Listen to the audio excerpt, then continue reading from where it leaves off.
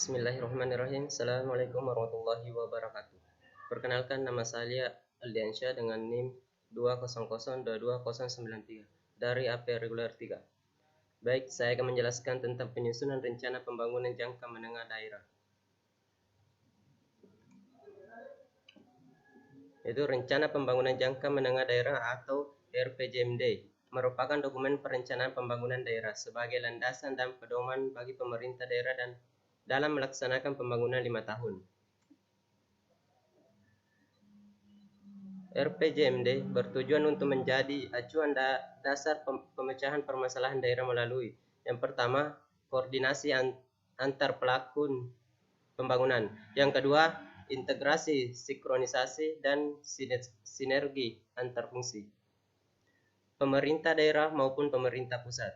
Yang ketiga, partisipasi masyarakat, dan yang keempat, pembangunan sumber daya secara efisien, efektif, berkeadilan, dan berkelanjutan. Ruang lingkup RPJMD meliputi yang pertama, visi, misi, dan program gubernur. Yang kedua, tujuan, sasaran, dan strategi. Yang ketiga, arah kebijakan pembangunan daerah dan keuangan daerah.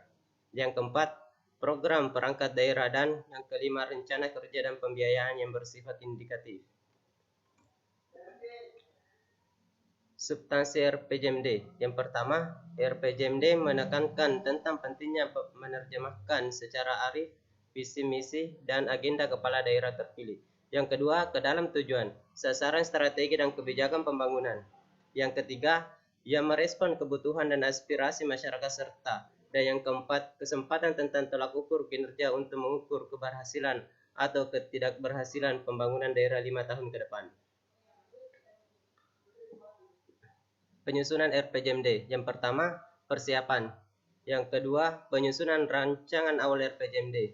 Yang ketiga, tahap penyusunan rancangan awal Restra SKPD.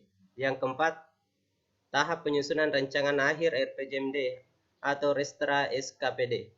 Yang kelima, penyusunan rancangan akhir RPJMD. Dan yang keenam, penetapan Perda atau Perkada tentang RPJMD. Kegagalan penyusunan perencanaan tidak tepat mungkin karena yang pertama, informasinya kurang lengkap. Yang kedua, metodologinya belum dikuasai. Yang ketiga, perencanaannya tidak realistis sehingga tidak mungkin pernah bisa terlaksana. Yang keempat, pengaruh politis terlalu besar sehingga pertimbangan teknis perencanaan diabaikan. Fungsi dan manfaat perencanaan. Yang pertama, sebagai penentu arah. Dan yang kedua, minimalisasi ketidakpastian. Yang ketiga, minimalisasi efisiensi sumber daya. Dan yang keempat, penetapan standar dan pengawasan kualitas.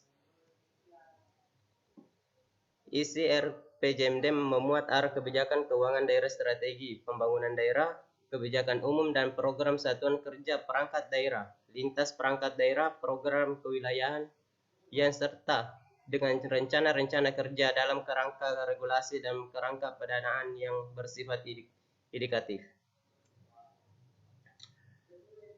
Perubahan RPJMD sudah memenuhi persyaratan sebagai diatur pada pasal 264 ayat 5 Undang-Undang Nomor 23 Tahun 2019 yang menyatakan bahwa RPJMD dapat diubah berdasarkan hasil pengadilan dan evaluasi tidak sesuai dengan pengembangan keadaan atau penyesuaian terhadap kebijakan pemerintah pusat.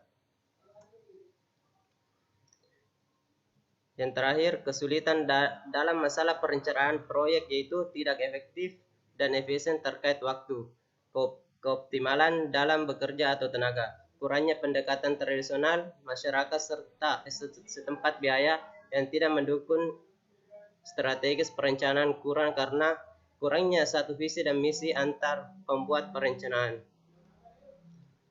Itulah tadi penjelasan tentang dari saya. Sekian dan terima kasih. Saya akhiri dengan ucapan billahi fi sabilillah fastabiqul khairat. Wassalamualaikum warahmatullahi wabarakatuh.